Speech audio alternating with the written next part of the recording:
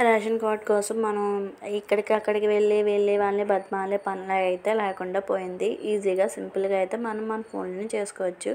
నేనైతే 3 ఇయర్స్ తిరిగాను ration card కోసం, పని అయితే అవ్వలేదు. జస్ట్ హాఫ్ అన్ అవర్లో నా రేషన్ కార్డ్ నేనే యాడ్ అయిపోయాను అనమాట.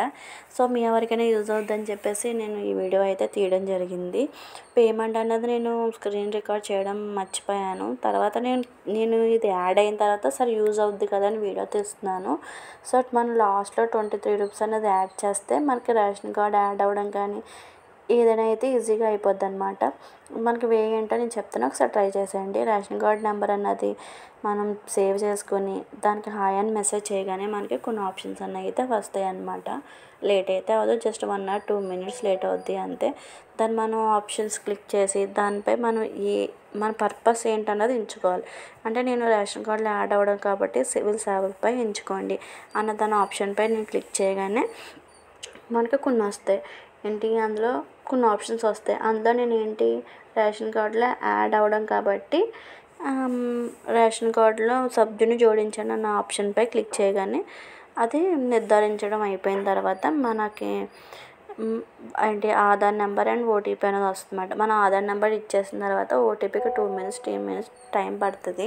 ఆ ఓటీపీ కొంచెం లేట్ అవుద్దంటే ఓటీపీ ఇచ్చిన తర్వాత మన నేమ్ అన్నది తెలుగులోనే ఇవ్వాలి. ఆ తెలుగులో ఎలాగ ఇవ్వాలనుకున్నారు, క్రోమ్లోకి వెళ్ళి మన నేమ్ అన్నది ఇంగ్లీష్లో టైప్ చేసిన తర్వాత ట్రాన్స్లేట్ ఇన్ తెలుగు అని కొట్టగానే నేమ్ అన్నది తెలుగులోకి వస్తుంది. దాన్ని మనం సెలెక్ట్ చేసుకుని కాపీ చేసుకుని ఇక్కడ అప్లై చేసేయచ్చు.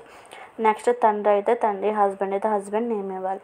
తర్వాత జెండర్, డేట్ ఆఫ్ బర్త్, జాతి, మతం, వివాహిత, విద్య మనం ఎంతవరకు చదువుకున్నామో అంతవరకు, మన మొబైల్ నెంబర్ అండ్ నెక్స్ట్ ఇదంతా దీనికి వాట్సాప్ ఉందా లేదా అని తెలియడానికి ఎస్ అయితే ఎస్, నో అయితే నో.